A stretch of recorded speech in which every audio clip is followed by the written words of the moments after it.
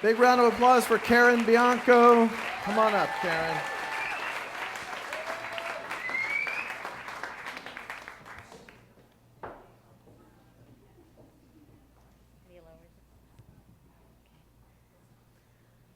They say that whatever direction your relationship is going in, a tandem bicycle will get you there faster. I mean, tandeming takes a certain level of communication and coordination, trust, and when things go wrong, forgiveness. It is not for everybody. But for my husband Mike and me, we've grown closer through tandem cycling. There's nothing we love more than slapping on some spandex, a set of matching jerseys, and riding around town on our tandem. And if we happen to see our teenage daughter's friends or their acquaintances, we wave to them because we know we look awesome on our tandem.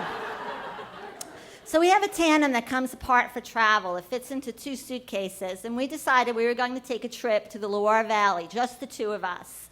Now, we knew this trip was a stretch because we're both introverts, we don't speak French, and we don't really like trying new foods, especially strange and exotic cheeses. And for us, anything that's not cheddar or mozzarella is strange and exotic. So we knew we needed help. And we found a guy on the internet named Claude who runs a business planning trips for people, cycling trips through the Loire Valley. And he agreed to plan our trip for us. And this included planning the routes, where to stay, what to see, and we were even going to stay at his house for the first night and the last night and leave our bulky bike cases there. But best of all, Claude was going to be our phone a friend if something went wrong. Now, we realized we had a misunderstanding between us and Claude a couple of weeks before our trip. We thought Claude was going to truck our luggage from hotel to hotel. Claude thought we were going to put our luggage on panniers or bags on the bike and be self-sufficient. So we found ourselves buying bags and learning how to ride our bike with an extra 30 pounds of gear on board. And we were also surprised about the way that Claude routed us through the Loire Valley. Every single tour that we ever looked at that we could see online used this bike path that snaked 200 miles through the Loire Valley. Claude would have none of the bike path. He said it was boring and it didn't go through the best areas and he wasn't going to route us that way. So anyway, so we started our trip. We had a nice dinner with Claude, including strange and exotic cheese. I think he served us brie. And then the next day, we're off on our adventure. So my idea of really good directions or cues for such a trip would be something that's really short and sweet. How many miles do you have to go? Where do you have to turn? Claude's was a bit more fluid than that. His directions were in paragraph form. They'd give you a little bit of history about the area, maybe a little horticultural tips, and then embedded in the paragraph, he'd have a few directions, but not like distances. It would be like when you get to the town, you'll see a really beautiful house with a turret, make a right. So we got really lost, and we were really despising Claude after day 1.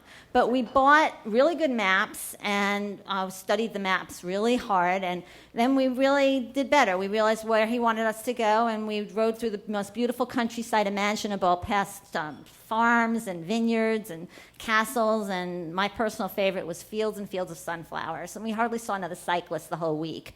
But then the last day of the trip comes along, and it's 85 miles back to Claude's house. It's the longest day of riding ever, and we had the sketchiest of directions from Claude.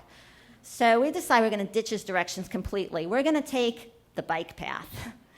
We get to the bike path, and it is covered. There are people everywhere. There's bicyclists everywhere. They're going really slow, and we would love to pass them, but the bike path is narrow, and we have these big bags on our bikes, so we weren't going to be able to pass them, so it's boring for us. And it's not that pretty. There's these hedges on the side. You couldn't see anything.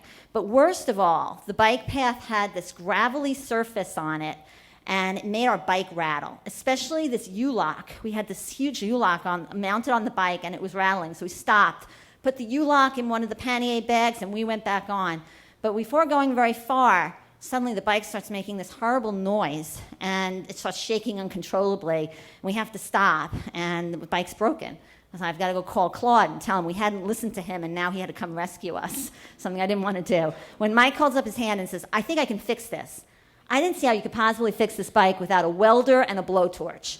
But he's a pretty resourceful guy, and he looks at it for a while, and he realizes that there's this skewer that has a handle on it, and the skewer holds the back wheel in place. And if you turn the skewer and you put it in backwards, the handle will be on the side that you can actually, that has the broken bracket. I don't think I mentioned that the extra weight of the U-lock had broken the bracket on the bottom of the bike, and now that was why the bike was broken. So he took the skewer and put it in backwards, and he realized that he had to find a way to put the pannier bag connected to the handle of the skewer. And what do? We're traveling by bicycle. We don't have any extra stuff. We left the ropes at home.